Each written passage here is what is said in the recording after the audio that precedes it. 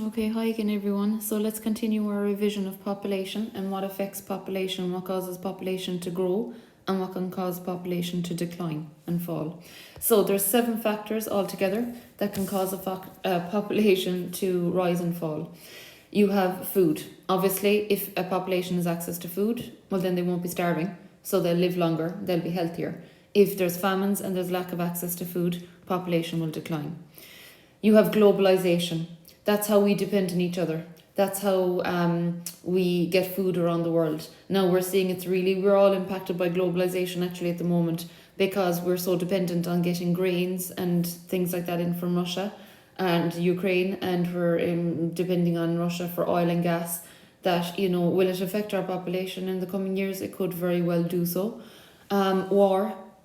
Again, go back to the Ukraine and the Russia example. There's a war really technically happening there at the moment, and there's deaths, and it's going to affect their population. And the fact that people are migrating and leaving their countries is going to cause a population decline as well. Education, access to education. If the more educated you are, the less probably children you'll have as well in future. So that will cause populations to drop. However, the more educated you are, the more educated you are to know how to keep people living longer. You know what foods to eat, you know how to spot the signs of illness and go to the doctor. So it keeps us living longer too, so populations rise. The place of women in society is down to equality. The more equality women have, the less children they'll probably have, so they'll focus on their careers more, so that does cause a population to drop. Technology has been amazing in keeping us living longer. Machines in hospitals keeping people living.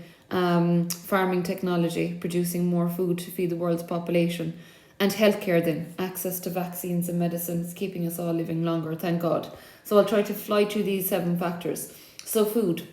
Obviously, the more food you have, the more your population will grow. You hear just the most tragic reports at the moment in the Ukraine about them not having access to food, and that's not going to end well really for them. So I suppose, how do we get so good with the production of food across the world and in Ireland? Well, in the 18th and 19th centuries, we had an agricultural revolution. Now, in simple terms, in the old times, we had very, very basic farms. You had basically, you were using the animals, the horse and the plough. Literally, you were ploughing the field by hand. And it was very slow movement along the farm, very slow work on the farm. So you weren't producing crops at a very fast rate. So that meant you weren't really feeding people on a big scale. So food was scarce.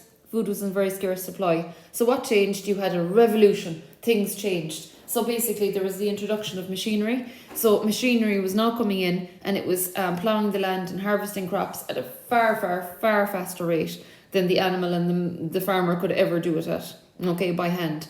So you were producing food in a larger quantity and you were feeding more people. So that was really good. So that kept people living longer and kept populations growing.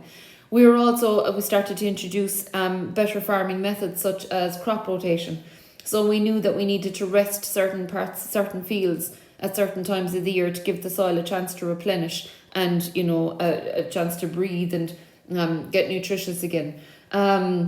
We knew what crops to grow in what fields and what climates it would be suitable in. Selective breeding just means what type of animal should you be farming on the land. So we just got really clever in the type of farming we were doing, and we were producing more animals, more meat, more food, more crops. We started to learn that if we developed fertilizers and sprayed the fertilizers on the land, that kept the pests away, it didn't eat the crops, and then we still had the crops to provide to the people to eat. So that led to a decrease in famine. So we kept people living longer. Farmers have learned that by building those grain silos, you store the grain in them, they won't be eaten by pests or spoiled by the rain. So we've basically really just got really clever with our food production. We started to produce faster, quicker, and we started to keep the food in better quality, and we started to realise how to keep it away from pests or rain, etc. Okay, so let's have a look at Ireland and how I suppose food can really affect your population growth. Like I said to you in the previous video, we know that the potato famine really affected Ireland. So we estimate that we had a population of about 8 million in 1845. And in 1846, the famine hit. Okay, so what happened? Basically, up until that point, we were growing loads and loads of potatoes, and the potatoes were sustaining all of our big population, all of our 8 million people.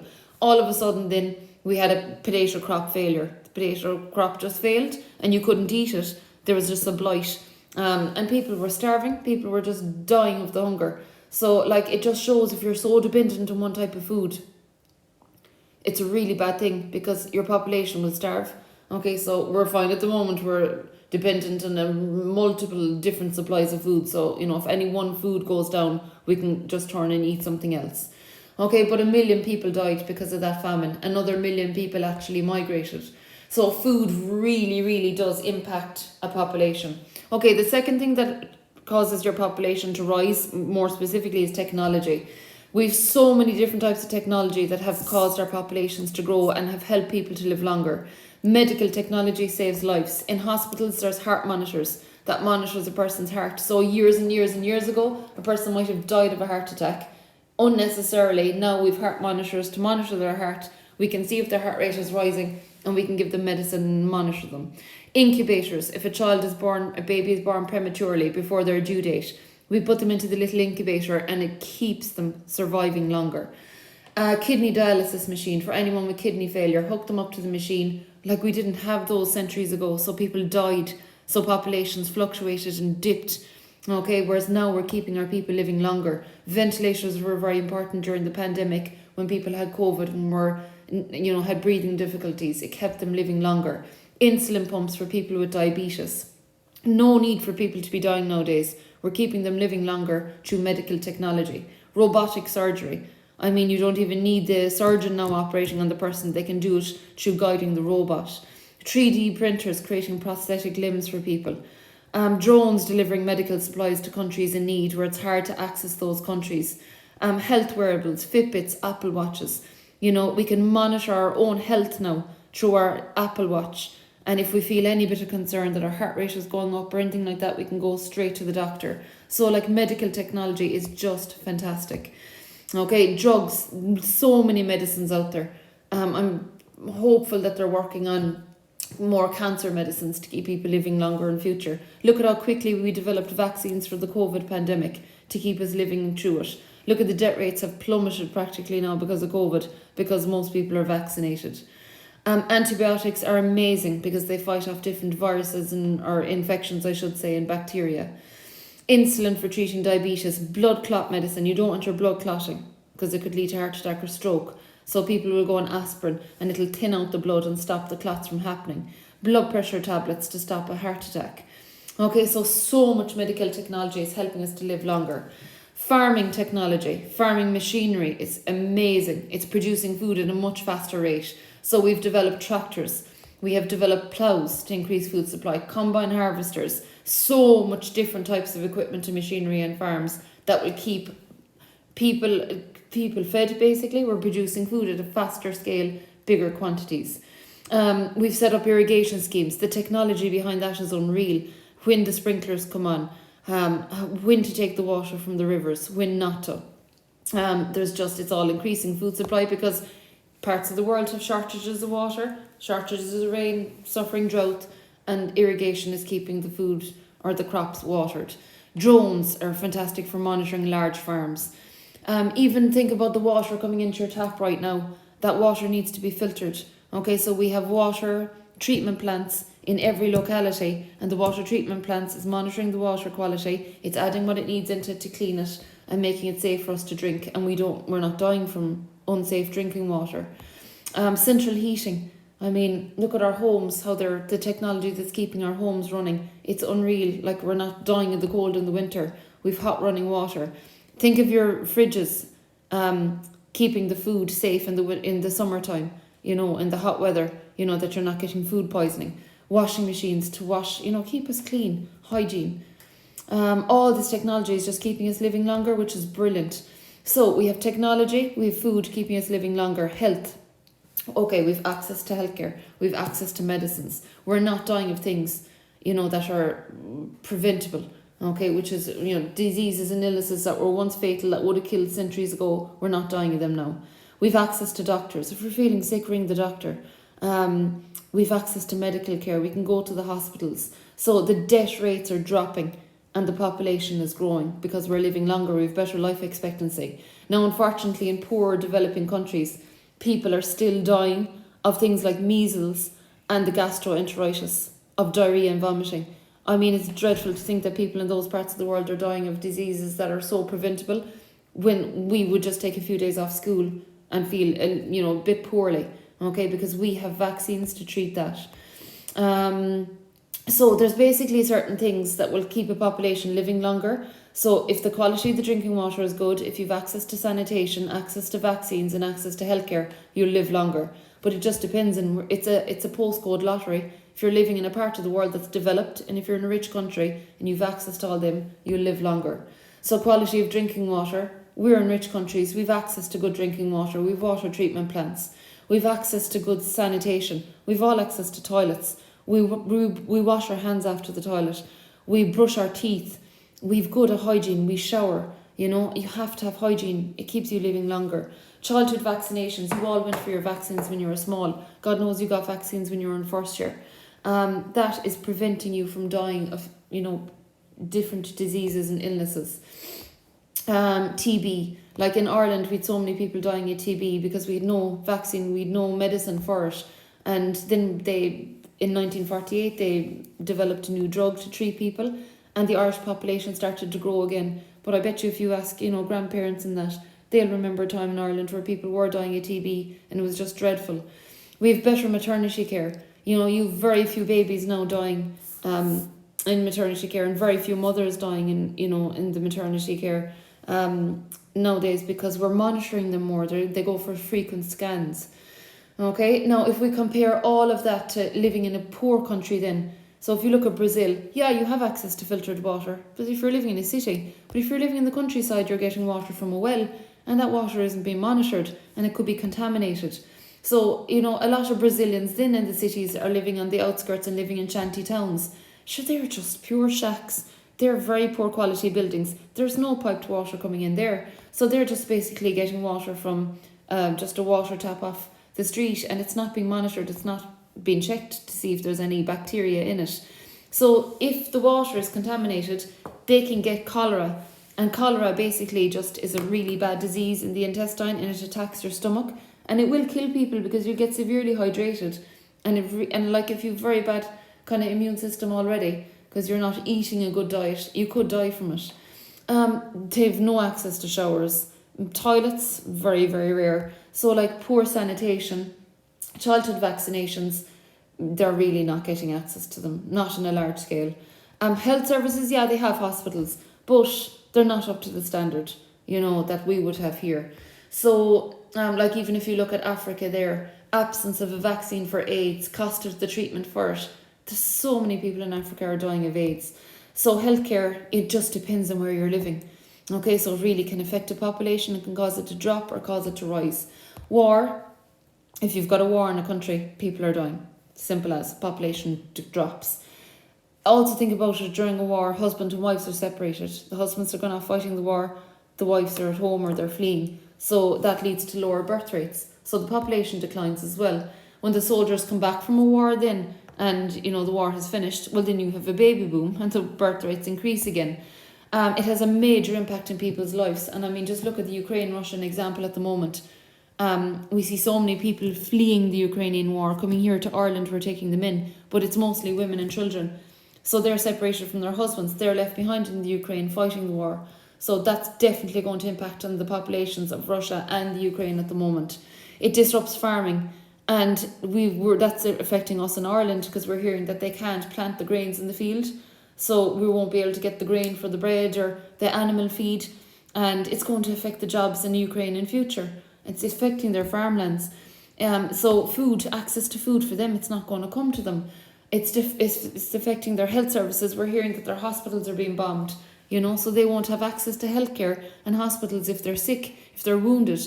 We're hearing they've no water, no access to water because the water treatment plants are being bombed or they can't get as far as them. Sanitation supplies affected.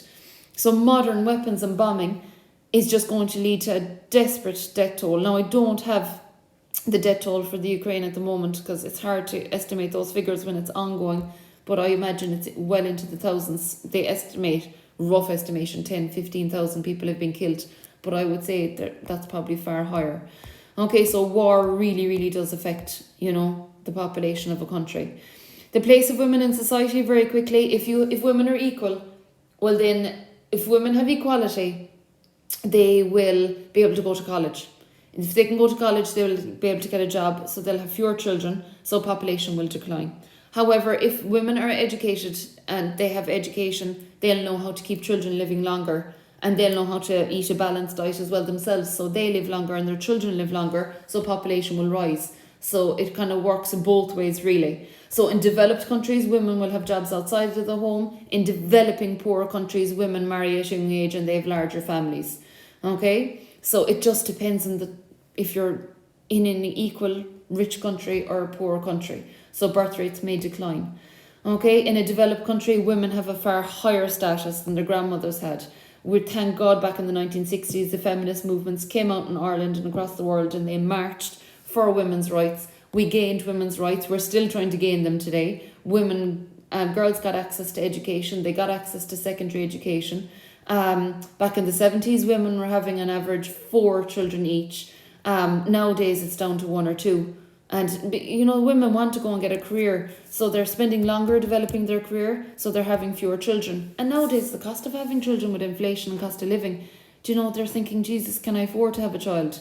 Okay, so it's down to 1 or 2 children each. Germany, it's gone down to 1 child on average. So they're really seeing a population drop. Birth rates are dropping in Germany. Okay, anything else there? In developing countries, it's still tradition to have, lots of children, because women have low status. They're having about 5 children on average each. Lack of access to family planning, and just a worry about who look after us in our old age.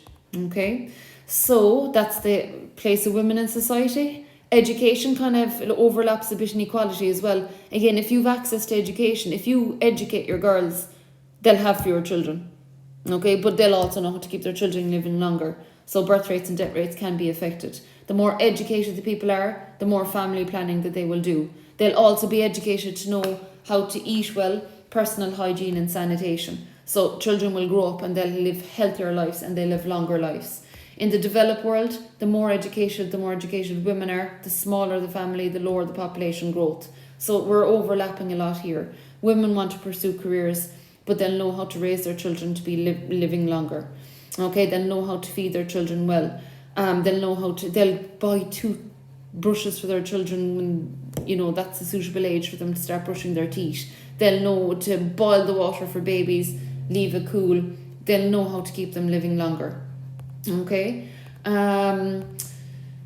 anything else important there? But the cost of raising a child is very expensive at the moment, so they're having fewer children. Developing countries, they just don't have family planning. It's just tradition, have lots of children. They know their children will die as well. The chances of your child dying because of, different diseases and lack of access to clean water and medicine. So they'll just keep popping out the children to make sure that there's someone there that might survive to look after them in old age. Okay, now it's good in Brazil at the moment. They're improving education for girls. So their literacy rates are improving. Girls are maybe going on to college. That's good. So the birth rates are dropping in Brazil. So that's going to cause the population to slow down. Finally, then globalization. Globalization is very interesting. We're all interconnected. But look at the moment. We in Ireland are so dependent on Russia for oil and gas that if they decide in the morning, if Putin decides to cut off our oil and gas supplies, we're all going to be very, very cold, okay, because we're just so dependent on it. And then if you look at how we depend on the Ukraine for the grains, for making bread and flour and animal feed, and we're absolutely in a desperate panic because we know that they're not planting them at the moment, so it's next winter it'll affect that. Even down to chicken, we eat so much chicken in our diet, but the chicken farmers in Ireland mightn't be able to get in the grains to feed the chickens because the Ukraine aren't planting them. So we're so interconnected. We look at China, and Shanghai is in a big lockdown at the moment because of the COVID. There's a big spread there. So they've shut down the factories and they're not exporting. So we're not getting in laptops, we're not getting in technology things. We're so connected to all parts of the world that sometimes maybe it is a good thing to be self-reliant in a country. Globalization can be amazing and it can lead to the movement of people and the creation of jobs and all that. but sometimes it can be a bad thing, and it's not helping us at the moment. So we're just like a global village. So people in the poor countries are seeing the lifestyle of us in the richer countries, and they want a bit of that. So we're seeing huge numbers of migrants fleeing the poor countries, coming across in dangerous boats, trying to come across, we'll say, the English Channel, getting into England and getting into Europe. They just want a search of a better lifestyle, and they want what we have. Okay, they're fleeing disasters, they're fleeing wars. People in Ukraine are fleeing the war at the moment and coming here. You know, we're seeing them set up in Bantir, for God's sake, in the community hall. So the populations of their countries that they're fleeing is dropping, but it's improving our population. Like, it'll be interesting to see how much Ireland's population will have grown by the amount of Ukrainians that we've taken in. So there's the different factors. So you have healthcare, you have education, you have war, you have food, technology, globalization. Okay, so population increase in the future. We estimate that our population is going to maybe reach the 10 billion mark by the end of the 21st century. I've no doubt that it will, but I'd say it will start slowing down. You know, the planet can only take so many of us.